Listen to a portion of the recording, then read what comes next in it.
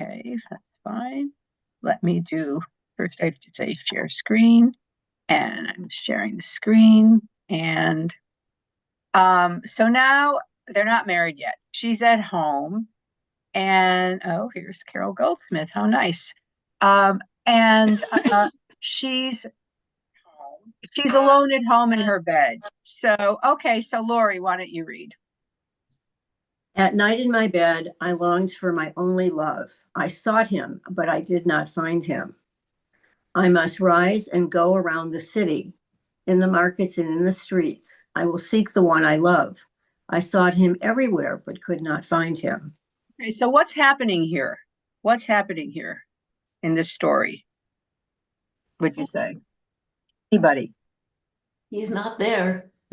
He's not there. She's Not in his bed, her bed. she's missing him in her bed. And maybe, she was really missing him. They spent all this time. So what did she do? What did she do? She tried to find him. She tried to find him. She got up at night, and she's walking along looking for him. I'm seeking him everywhere, but I could not find him. So, sometimes women are, I mean, men too. Where are they? You get suspicious.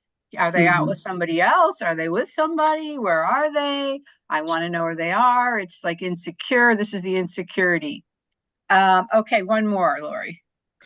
Then the watchmen that patrol the city found me. Have you seen the one I love? Okay, so what does that mean that there are watchmen? What does that imply, do you think? That there's danger. There's danger. There are, police, the patrols they're saying, what are you doing out here by yourself, young woman? Especially, in ancient Israel, walking around by yourself. But it also shows that it's common knowledge of their relationship if all she has to say, the one I love, and the watchman's supposed to know who it is. Right. Well, or yes, or it's like they're putting it in this poetic terms, but maybe she said his name in reality. Right. But when she's telling it, she's saying, have you seen my love? Well, the one I love, Yankala. But the watchman found her. No, Ezra or Eliezer, Boaz. I always think of Ruth's, lover husband, Boaz, is a very, attractive man. For some reason, I love that name, Boaz. Okay, Cindy, 3.4. No sooner had I passed them when I found my only love. I grabbed him. I would not let him go until I brought him to my mother's house, into the room of her that conceived me. So where did she do? She took him home to her house. Now, I have read this many ways, but I realize now she lived in her mother's house. I don't know, for some reason when I read this a while ago, I thought she had her own domain and then she took him to her mother's house, but no, she would have been living at home, I would seem. So she took him into her mother's house, into her mother's room. I don't know, her bedroom. Who did she pass? She passed them. Who's the watchman? The watchman. No sooner had I passed them. Yeah, there were multiple. Then the watchman that patrol the city found me. Have you seen the one I love? No sooner had I passed them, meaning the watchman that she just walked by, looking for her husband. That would be him. That would be I passed him. No, because it's watchmen. Watchmen. Oh, I think there's somebody else there with him. Oh, I think it's the watchman. Because she says the Shomrim. I had passed them when I found my only love. But it's watchmen, not watchman. Look at 3.3. Then the watchmen, men. I see that. I see it. But you still think it's somebody else? Yeah. Okay.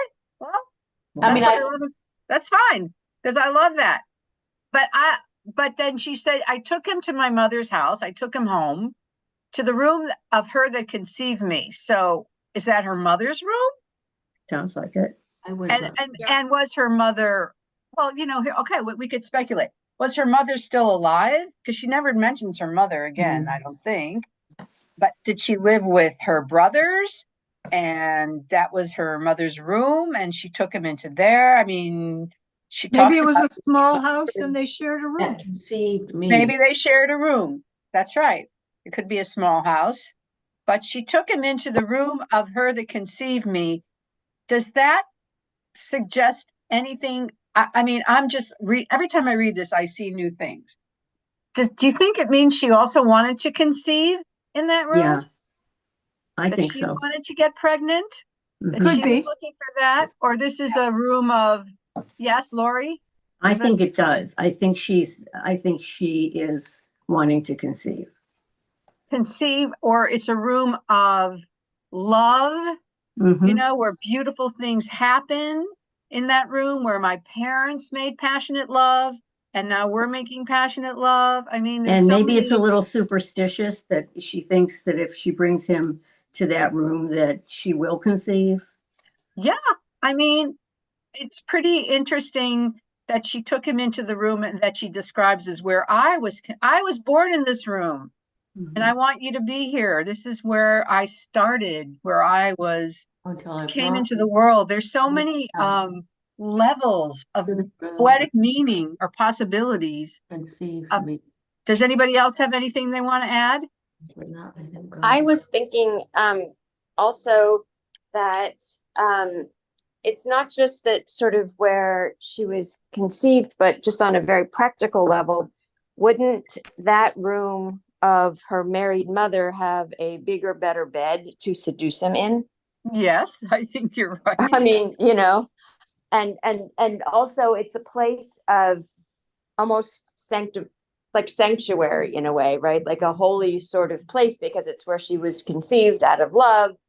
And so it's almost like sanctifying their relationship by having that be a part of it. That's how I would kind of I see it like as that well. too. It's amazing how many possibilities And this. I'm not happy with I grabbed him because that's not way lovers behave. And it looks to me like he didn't want to go because I grabbed him is to me aggressive. Yeah, and I would not let him go until I brought him to my mother's house. So is he resisting? Well, It I don't sounds know. to me more like sexual passion. I Mhm. agree. Okay, wait, I want to stop the share so I can hear. You think it's who said sexual passion? Pam, Laura and I do. She Okay, just you think wanted it's him. She missed him. She wanted to get him back to where they were before. Right. okay, but I mean, what Diane is saying, that it's not like did he come willingly? Diane thinks she grabbed him Grabbed him. and dragged him. But what was he doing away from the house? Yeah, what was he doing? And the them you think is the watchman, and I think them could have been anything. Other men. Okay. Well, there were men out there, sure, And but I he mean, out there partying. I mean, it's I just a think different he way was of looking at partying. it. I think there's other images where they think he's partying. But she took him home and she said, you know, she made love with him, and she took him to a very special place. Okay, so interesting how I look at my own commentary and I don't agree with myself, which I actually kind of love. So I mean, I wrote this. Okay, so Cindy, you were reading. So I don't like my second idea, but this one isn't bad. Go ahead. I understand these 4 verses from 2 different perspectives. The first is the perspective of our young Shulamit, who feels incomplete without her beloved. She is filled with longing and wishes he would come to her. Finally, she gets up, throws on her clothes, and goes out into the darkness to find him. She wanders through the streets and markets, running into the night watchmen, suggesting that it is dangerous to be outside and alone at night, but does not give up her search. Finally, she finds her lover there on the street on the way to meet her. Okay, so that was my interpretation, that she found him coming toward her. But as Diane points out, there's no indication of that. Right. That was my fantasy. Go on. She embraces him passionately, and they return to their lover's bed, where she loses herself in such complete surrender that her Sense of separateness disappears and she is at one with him. She wishes she could crawl inside of him like a baby inside her mother's body.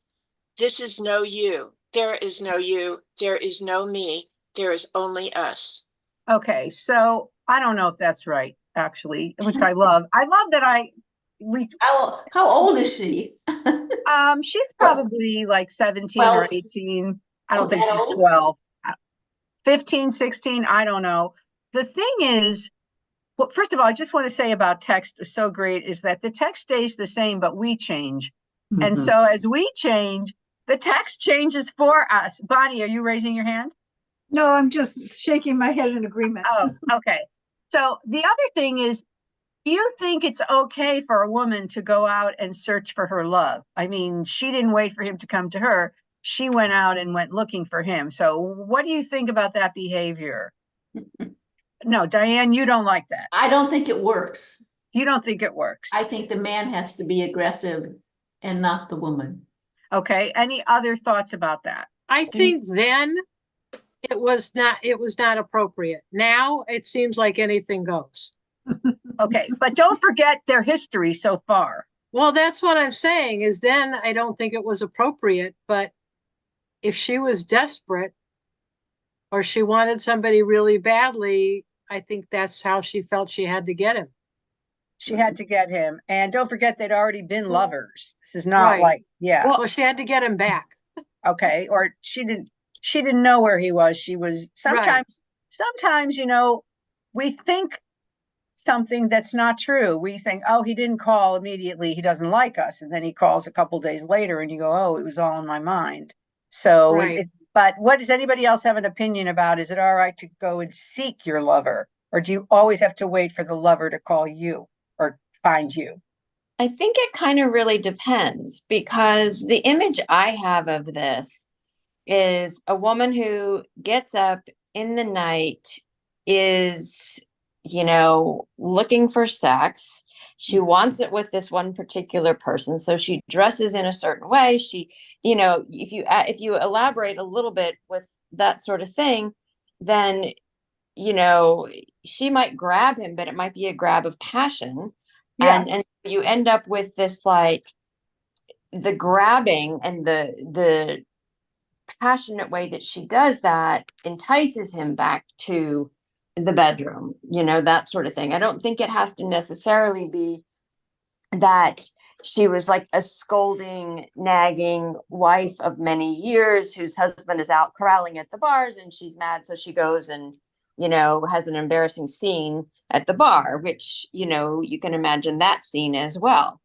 Right. So Yeah, you can.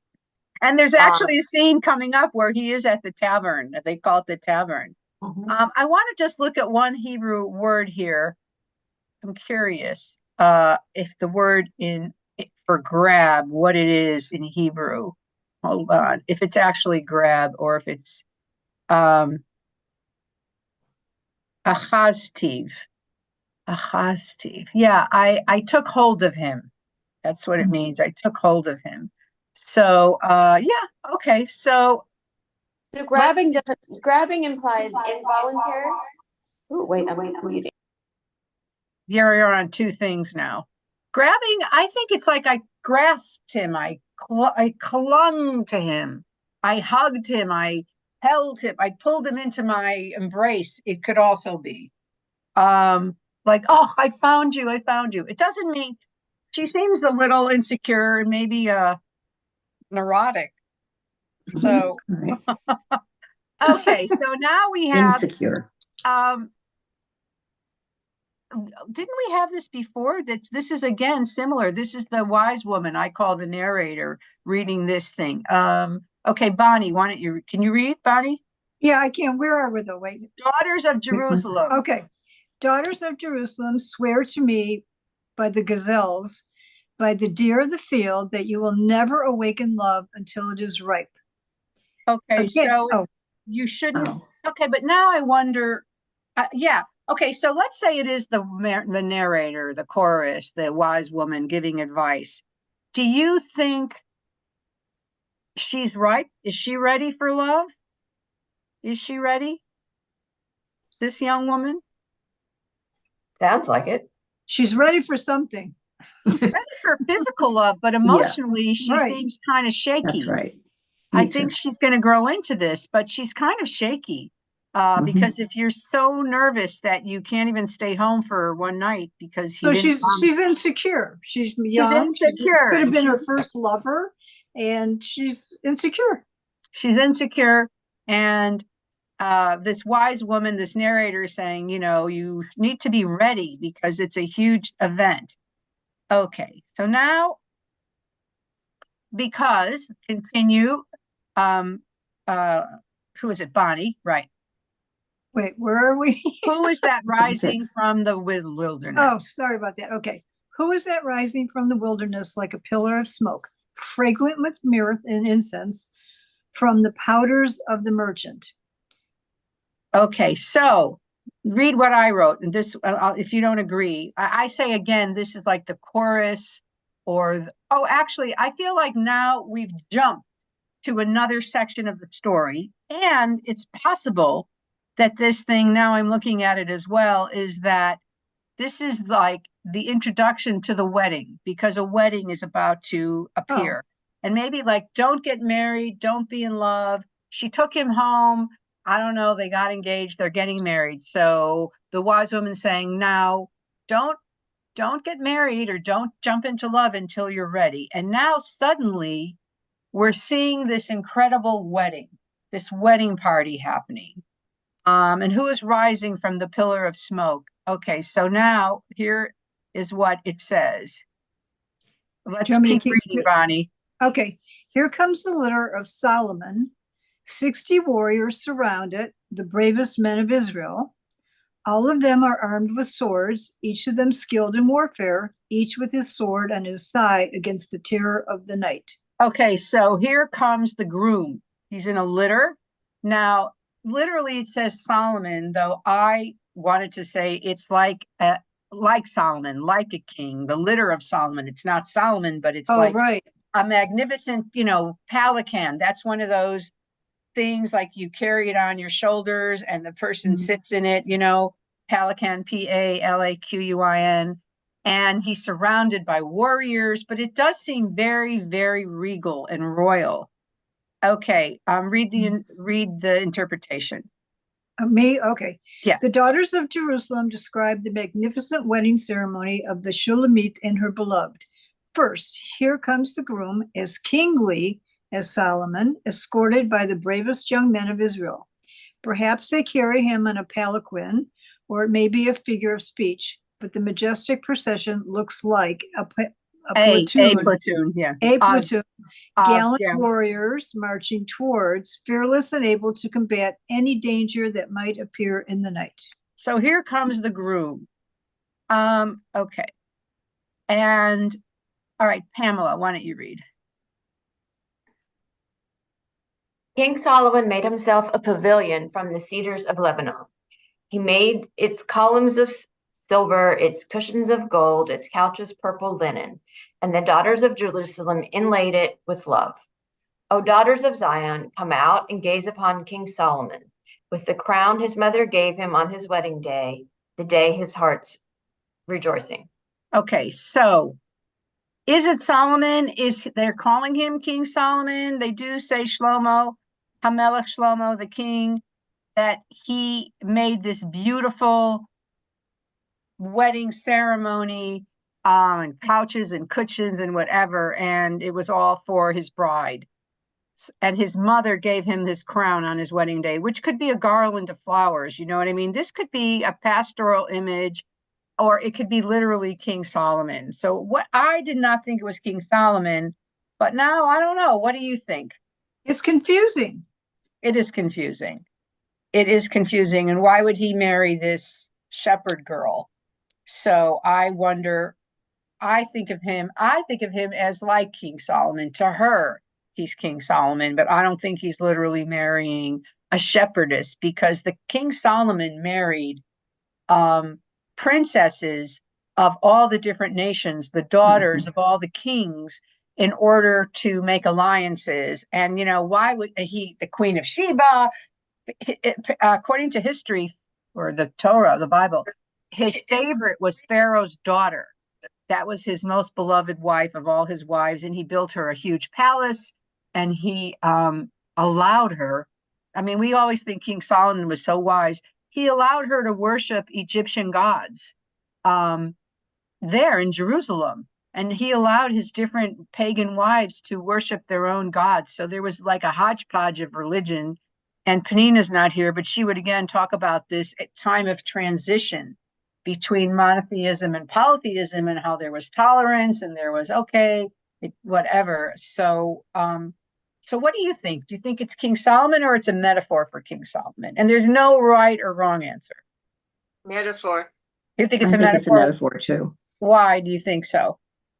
Well, just for all the reasons you gave, that King Solomon wasn't having an affair with her and running around with her, and Right. enough She wouldn't otherwise. be running toward in the streets and take King Solomon into her mother's house. Right. You know what I mean? So all of that doesn't really track. Okay, but I love Diane because she's going no. So Diane? I don't get the connection between the two paragraphs. It makes no sense to me. This little chickie poo running after this this man that's out philandering, and now all of a sudden he's having this fancy wedding for her and in love with her. It makes no sense to me. So where do you get that he's philandering? Because it's not in the text. It's not in the text. He's out at night. What's he doing out walking in the streets? Running to her. Could be running to her. Where is he at night? Why is she in bed sleeping? And then says, oh my goodness, he's not here. I'm going to go run looking for him. And well, they don't live together. They don't live I mean, haven't you ever had a guy show up, your boyfriend, say, I'm going out with blah, blah, blah, and then I'm coming over at 11 o'clock at night or something? I mean, that happens. Was a total booty call. That was like her booty calling him, except that there were no text messages back then. That's right. Or she couldn't wait for him to get there. But I don't know that we know he's philandering. I mean, he could be working, he could be with his friends, he could be with his family, he could be anywhere. But I think it's interesting that you jump to that conclusion, and that's so interesting. Can I also just ask a question? Of course. Conclusion, really, but I'm wondering if it really matters whether it's Solomon or not. Right. Because, and so I sort of land more on the metaphorical, but I really don't know that it matters sort of Solomon or not Solomon for the beauty of the writing. If we look at it as what's the word I'm looking for? Oh my God.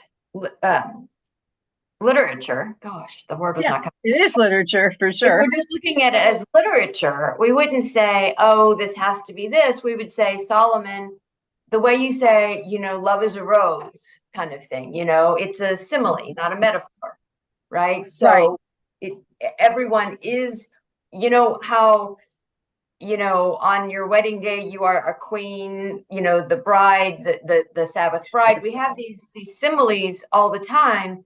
And so to say that this one is that, it's literal but not literal.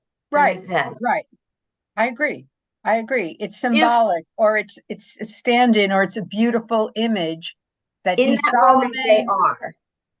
Even if they're not literally that. Exactly. I mean, there may not be a man named Solomon who was a king and who did have this whole literal history, but in that moment they are a Solomon. If you put a non-definitive right. I think you can. Here's an image that we all understand. Prince Charming. Mm-hmm. Here comes Prince Charming. So Prince Charming this guy is not literally Prince Charming, but we all know what Prince Charming stands for. So you could say, here comes King Solomon in a similar way as Prince Charming, that, oh my God, he's your dream man. He's the dreamboat. He's the one we call it. Oh, someday you'll find your Prince Charming. So this is her King Solomon. I think that's what, Pam, that's what you're kind of saying, right? So that's how I like to think of it. But I bring myself to this as we all bring ourselves to poetry, which is why beautiful poetry is so fantastic, because there's so many ways to interpret it.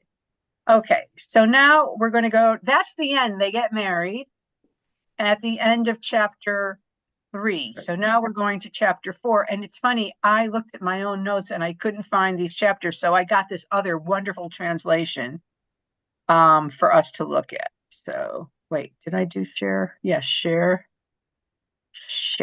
Okay, so Diane, wait, hold on. Let me get there. So now the philanderer, Diane, is talking to his wife. I think this is their wedding night, in my opinion.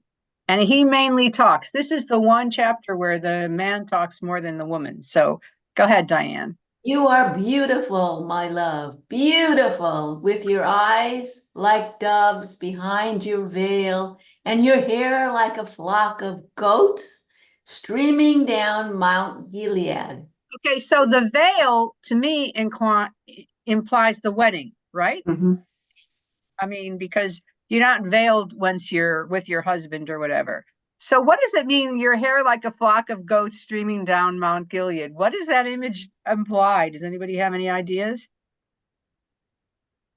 So I think it's, well, what kind of hair do goats have? Don't they have curly hair too? Curly. Like, And I don't think that's very romantic.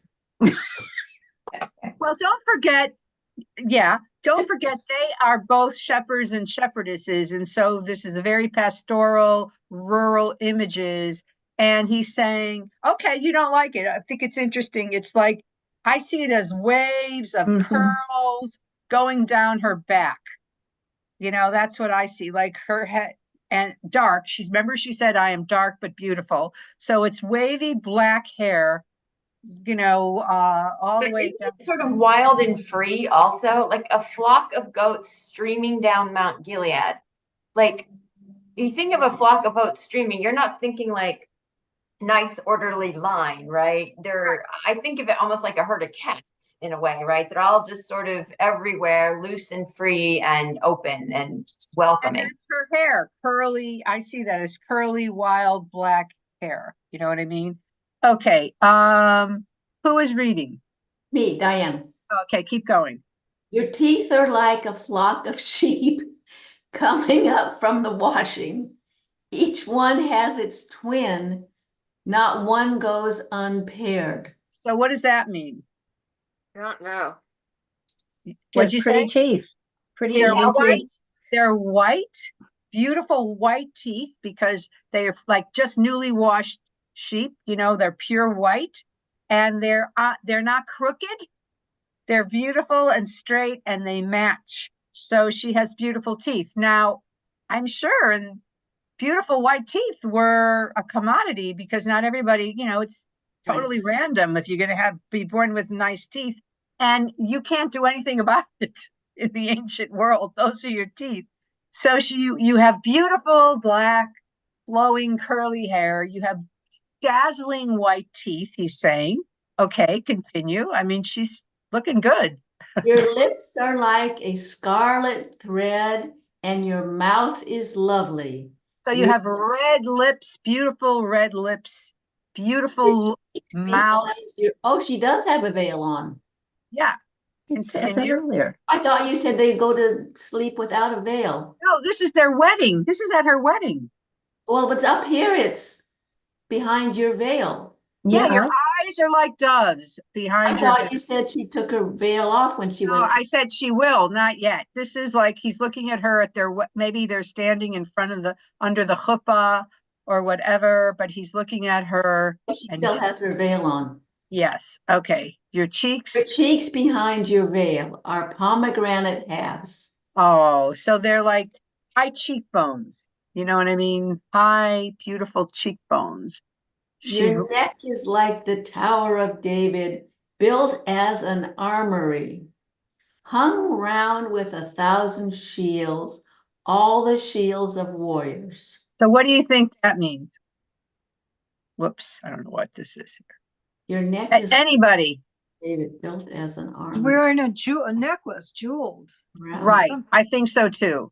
You have this beautiful long neck, and there's like this. Did anybody ever see Yemenite wedding clothing? It's unbelievable. And they wear these incredible, like it's like little disc necklaces of beautiful pieces that go like this. They wear a veil, they wear, sometimes a high thing on their head, but so she's wearing some kind of beautiful necklace around her neck. Isn't there some like Egyptian thing that had like a bunch of discs that would go around it and kind of just be, I have this image of, yeah, I think you're right. Like a high collared and then kind of goes down. So then that is like an armory, right? It's like protected or whatever in your neck. So there's this gorgeous woman with a veil, with long hair and beautiful teeth and high cheekbones, soft, beautiful eyes, red, lush lips. She's gorgeous. She's beautiful. And the description is so, rural and pastoral and ancient Israel. It just feels like you can imagine how it looks. Okay, share. Wait, hold on. All right, Susan Ehrlich, you would like to read about the breasts? All right. Your two breasts are like twin fawns grazing among lilies. So they're hanging. Before the winds of daybreak blow, before the shadows flee, I will go to the mountain of myrrh, to the hill of the frankincense. All of you is fair, my love, every part unblemished. Okay, what is before the morning, before the night is over, I will go to the mountain of myrrh, to the hill of frankincense. What is that? Well, those are aromatic components. What's the mountain and the hill on the body that he's going to on his wedding night? They're the breasts, I guess. No, I don't think so. Well, maybe. Well, I don't know what the mountain of myrrh is. I think it's her vagina. Yeah. I think it's he gets to have sex with her. He's like, he gets to go to the promised land. He gets to have sex. Exactly. This is at their wedding. He's looking at her and he's saying, before daybreak tonight, before the shadows flee, I will go to the mountain of myrrh, to the hill of frankincense. I will go to her mountain. All of you is fair, my love, every part unblemished. Every part of you is perfect. This is how he's extolling her, and he's imagining. Okay, here we go, Susan. All right, why are the women's vagina a mountain? Or a mound. It's just a little rise. I got the mound, but not the mountain. Well, a mountain of myrrh. So myrrh is like fragrant. It's fragrant. Right. I don't know. That's how he imagined. I think a mountain is just symbolic for a whole lot of, if someone said to you, put a mountain of salt in the water for soup that you were making, you wouldn't necessarily think you'd go to the Santa Monica Mountains and get the mountain to you. You just mean there's a lot of salt. So it's just a lot of beauty and, heavenly smells. And I think it's just a beautiful description of that her being for him is this amazing, all senses, all encompassing experience. She smells good. Her body looks good. It is perfect, is unblemished. And I get to experience this.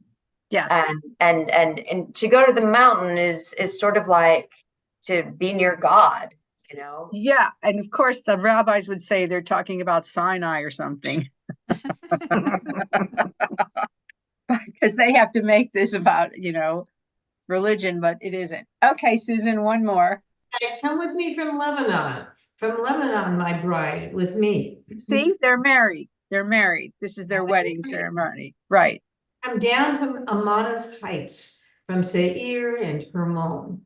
Come down from the lion's dens, from the leopard's mountains. You have captured my heart, my sister, my bride. You have captured my heart. Okay, why do you think he calls her my sister, my bride? I find that really interesting. That is, I agree. It was jarring to me because it's incestuous if she's the sister. However, I guess if you want to make it palatable, it's like you're not only my sexual love, but you're also my companion, my friend. And now we're I feel one like of it's the a soul sister, we're, like a soulmate. we're one of the same body too. So that's how I would interpret it. Okay, what did you say, Pam?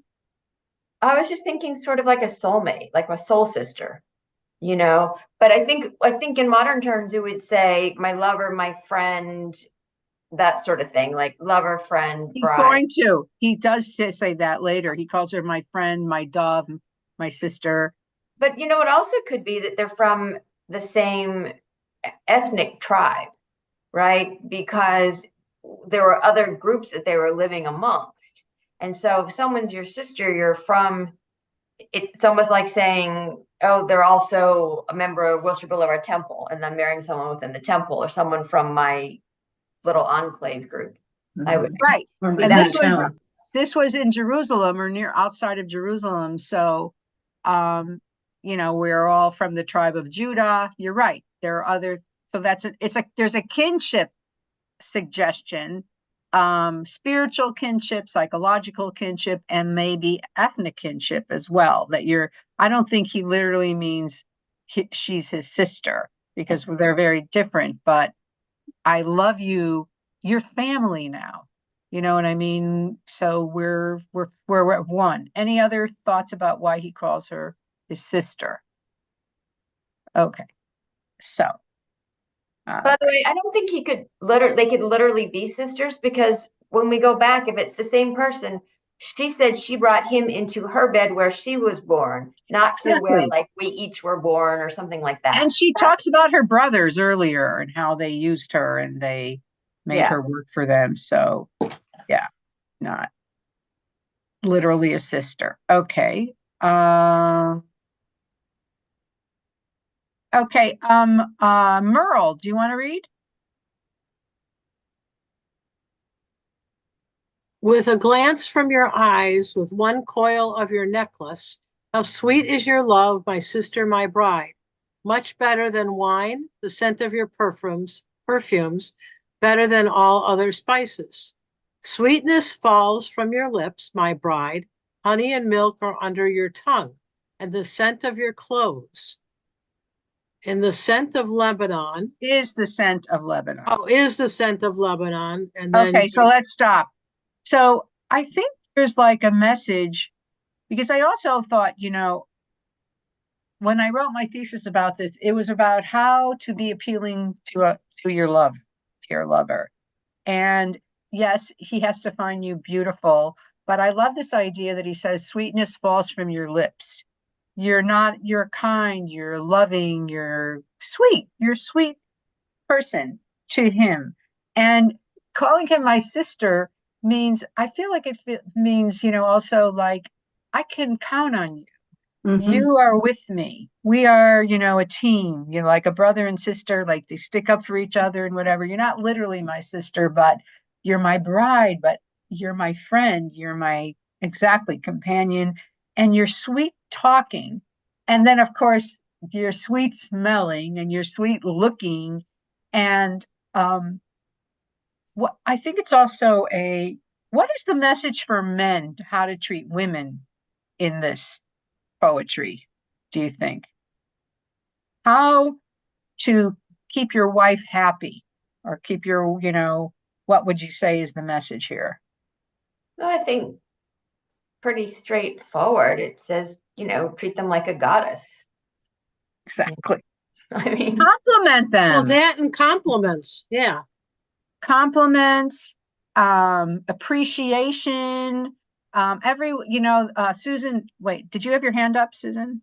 I did, but I agree with all of that. On the other hand, a lot of this to me makes me nervous because he's talking about how she looks a lot and how she is to him. There's something to putting one on the pedestal, like you know, are you gonna look like Princess Kate? You know, I think it's an idealization as well as an idolization. I get complimenting and I get being appreciative, which is what he was. So they're more positives than negatives. On the other hand, it makes me a little nervous. Okay, so you know, Yeah. it's interesting. There's a what's, I don't know, a poem, a beautiful verse or section in Proverbs of Eshet Chayil, women of valor. And the tradition is that a husband should read the Eshet Chayil, the women of valor poem, to his wife every Friday night. You know, it's part of the Shalom Aleichem. You bless your children, you do Kiddush, you do Motzi, and you sing Eshet Chayil to your wife. That's the tradition. Is she necessarily the ideal wife in Eshet Chayil? No. I mean, this woman's pretty extraordinary and wonderful. She's like the ideal wife. But you sing it to her, you praise her, you know, you give her this homage as a, you know, and uplift her on Shabbat. And I wonder if husbands read Song of Songs to their wives on their wedding night, how that would influence, or, you know, on their anniversary said, I'm going to read you Song of Songs, how that would influence their relationship. I mean, she doesn't literally, she is the ideal. It's not literally, and you know, woman could be that way, but the poetry is so uplifting and thrilling to have somebody read that to you or say some of that to you, that it's got to affect the way you relate to each other. You know, if she read his part, her, you know, to each other. So I agree with you. If we're expecting women to be like that, it's pretty unrealistic. But on the other hand, on your wedding night, to read this to your wife, I imagine would be incredible. There's this story in the Talmud between Rabbi Hillel and Rabbi Shammai, and, you know, they ran the Sanhedrin and they were ruling together. And Shammai was always the stickler, you know, in the one where they say, if you can tell me the whole Torah on one foot, they go to Shammai first and he says, it's impossible. And Hillel says, you know, what is not hateful to you, do not do to others. The rest is commentary. So Shammai was always the stickler and Hillel was always the, you know, well, we can stretch it, we can this and that, we have to be more humane. So there's this argument in the Talmud about, can you sing at a wedding to the bride this song that basically says, here comes this beautiful bride, if she's not beautiful? Can you sing it? And Shammai says, no, you can't sing it. It's not true. So you don't sing it. And Hillel said, of course you sing it. And you sing it no matter what. Now, one of his reasons was hilarious and ridiculous, but one of his reasons was, well, he's already bought the goods. So why, you know, discount them? He's stuck with her basically. So you might as well call her beautiful. But also the kindness, or that every bride is beautiful on her wedding day. So I think every bride is Shulamit on her wedding day is one way we could look at this, that she is this ideal on her wedding day and maybe other times. Yes, Lori, and then Pam. Well, I was just thinking that beauty is so subjective. So she may not be beautiful to anyone else, but she hopefully is beautiful to the man she's about to marry. Exactly. I mean, ideally, all husbands feel that way on their wedding day or whatever. Pam. Well, I was thinking, Susan, I get what you're saying about, like, it's not realistic to maintain this level of idealism, but I think that don't we all sort of have that? Like, no one on their wedding day, or not no one, but most people on their wedding day don't go, gee, I'm marrying this slump and he's really not up to that, but, you know, I just feel like getting married this week, so I may as well do it. You know, we all think that when we pick our person, that, you know, there is this glow. But then I also think that in terms of calling someone the beautiful bride and all of these wonderful things, sometimes we become what somebody else, I think often we become what somebody else that we care about thinks of us. Exactly. So if somebody thinks that we're a loser, then we're going to behave like a loser. And conversely, if someone thinks that we are beautiful and sweet and kind and sexual and all of these wonderful things, then that's the part of the garden that you're watering. And so I sort of look at it as almost instructional in that if you want to have this in your mate, then water these good qualities, foster, grow that, Right. nurture that. Exactly. And one of them could be read Song of Songs to them once in a while. Because who would not start glowing and smiling and feeling amazing if you read this to your husband, because she talks about him too, how much she loves him. It's this section, and he talks about her. Any other thoughts on this? Okay, so let's continue. We just have another 10 minutes. Where are we? Share screen. And he talked again about honey falling from your lips and how sweet you are and you smell so good. Okay, he's still going on and on. So who was reading? Who was reading? Merle. Is the scent of Lebanon. You're a walled garden, my sister, my bride, a hidden spring, a fountain sealed. Your limbs are an orchard of pomegranates. Your fruits are wondrous, henna and nard and saffron, calamus, cinnamon, incense-bearing trees, myrrh and aloes, all the best perfumes. You are a garden of spring, a well of fresh water, a stream flowing down from Lebanon.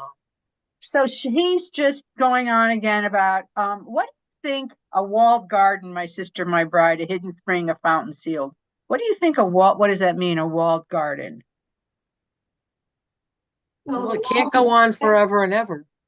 Okay, Susan? A wall is protected. And now with their marriage, it's his walled garden, not available to others. Okay, I like that. Lori? I was basically going to say that to me, the wall was a protective space that it's almost like it's you and me against the world now. We're a team. The word that comes to mind for me is private. So she's this mysterious, beautiful, private thing that they have together now. Right. And I really think it's sort of like when you think of like psychological boundary setting, right? You've got one around the parents, and then you've got with the kids a bigger circle, and then with the in-laws, and and you bring your circles of people around, but their innermost circle, their most private, is their walled world. So I think love that. like a marital boundary. I also thought it struck me that he said you're a walled garden, because then he talks about what's within those walls, and like, even though I know you, I'm surprised. I'm within, and I had no idea how much more there was to you until now, until our marriage, until our wedding. You have even revealed more of yourself to me. Like you were guarded before, but now I've breached the wall, so to speak. And I remember I had this friend who, a friend of mine, and she got married. This is her second husband, and she married this man that she knew for like 6 months or whatever. And he was a nice guy, Israeli guy, actually. And they were older. It was both their second marriage. They got married in their 40s. And about 2 years later, he said to me, I had no idea how great she was. I really didn't know her. I mean, I knew her, but I didn't really know how lucky I am until we were married for a while. And then I went, wow, I really lucked out, because you can't really know so quickly. And it was like, the more he was married to her, the more he went, wow. So I think of that as a walled garden is like, you reveal yourself, you can't help it. When you experience together, more and more is revealed. Sometimes you can be really disappointed in what you find out, but you don't really know, because also everybody's kind of on their really best behavior, for a long time, and it's not till you really go through things that you know. So I also thought of that as like, wow, I had no idea how wonderful you are until now. So that was just another possible thought about that. Okay. Could it also be sexual here? Because we're talking about. Yeah, of Uh-huh. course. Yeah, You know, absolutely. it entered her walled. That's true. My garden, but you're sexual. It's a sexual garden. Exactly. This is all like, this started at the wedding. It was under the chuppah. Now I feel like they're in bed. It's the wedding night. And she answers him. Who has not read? Who would like to read? Nava, do you want to read?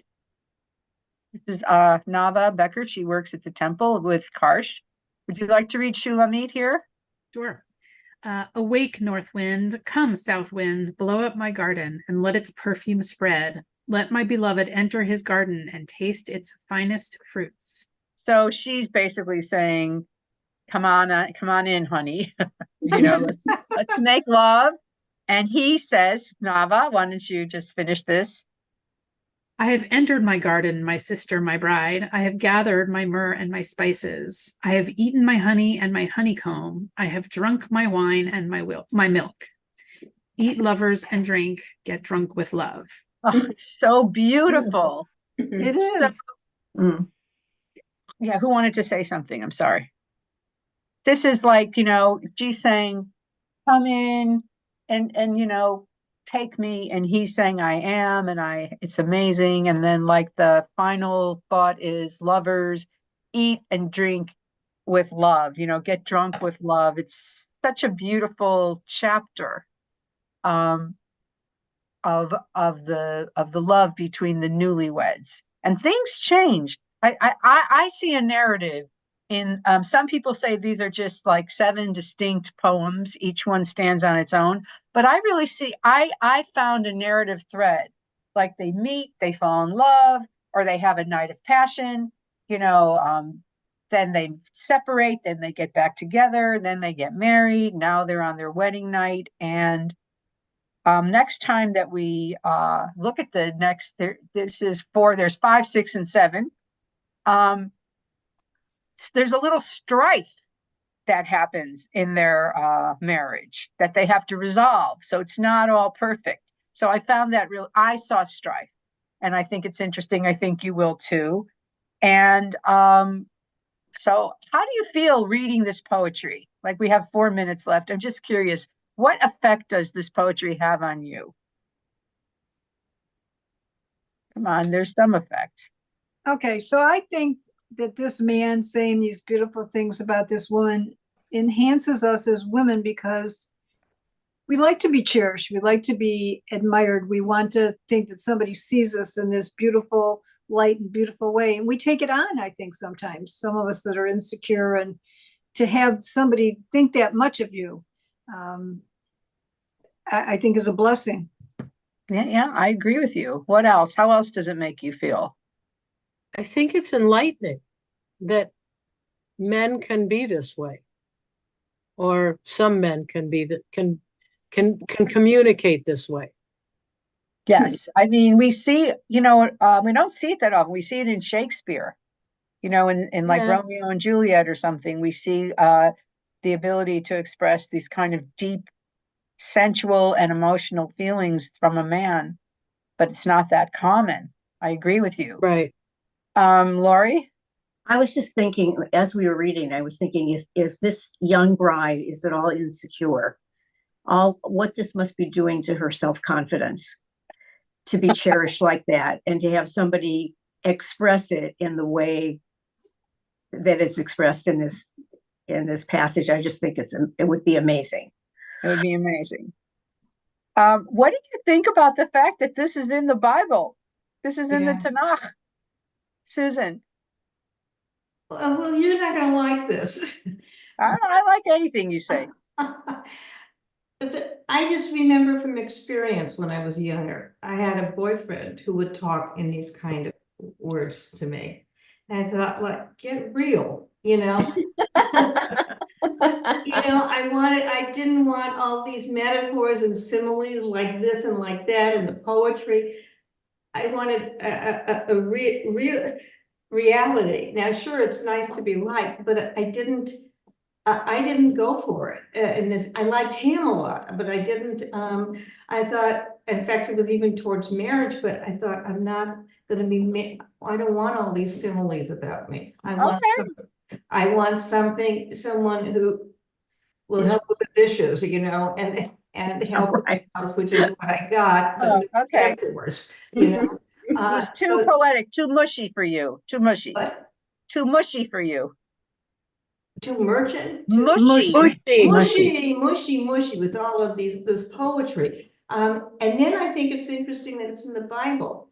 And I get it that it's easier, I think, to look at this as a sexual thing, but I think it's even harder now to make it a metaphor for God and the Jewish people. I think that's where it takes more creative intelligence. So, so there it is. Okay, Pam. So I have two thoughts. To answer your first question, I feel like this is like the biblical rom-com without the comedy, right? It's a romance movie, right? Nora Ephron could have written this dream, right? This is the ideal. But Susan, I have often, for me, the difference between someone paying you flowery compliments that you say, what the hell, versus someone actually complimenting you based on something of them knowing you, or whether you actually believe these things about yourself to be true. I think there's a whole lot of different psychological, because I wonder if when we're younger and someone genuinely compliments something about us that we actually believe about ourselves, then we take it more seriously, or if we think it's based on them actually knowing us, rather than something that they're just painting on top of us as like a glossing over of who we really are. Like, in other words, it's not wishful thinking that I want you to be this way, as like they're trying to mold you out of clay to be this sweet, yummy being, but that if they're actually just recognizing that's who you are, I think there's a really different response to it. Okay. I want to let Bonnie and the Okay, I'm going to tell one quick story. My second husband was a blind date. 3 weeks later, after I met him, I got my first breast cancer. He stayed with me. We moved in together. I got a second breast cancer. I decided to take off my breast, no reconstruction. And there was an article written about us in the newspaper. And his comment was, she was more than the sum of her two breasts. So, it helped me look at myself in a different way as he saw me. So there are good guys out there, and there are beautiful things. And some men, I had a boyfriend, he wrote me poetry. It wasn't obviously Song of Songs, but he wrote me some beautiful poetry. Like, he didn't always say it. He said a little of it face to face, but he wrote some things that were very moving. And this is, greatest love poet. This is one of the greatest pieces of love poetry in the world. It's not the way most people talk. So we'll talk more about that, and the fact that they couldn't exclude it from the Tanakh. They just couldn't leave it out. It seems like they should, because why is this in there? But obviously it was so popular, so beloved, so cherished as a piece of Jewish text that they said, all right, well, I don't know what they said. I mean, I could do more in my research. I think it shows that people can be humane. But it's beyond humane. It's just like passionate, but I mean, passionate, florid, sexual. But it's showing, but I think they leave it in because it's showing that this is possible. Yes, I think you're right. So to be continued. Have a lovely thank you 2 weeks. Everybody have a great week. Have a great vacation. Thank you. Oh, yeah. Happy Wonderful time. 2024. And I'll see you in 2 weeks. Bye, everybody. Okay. Thank you. You're welcome. Bye.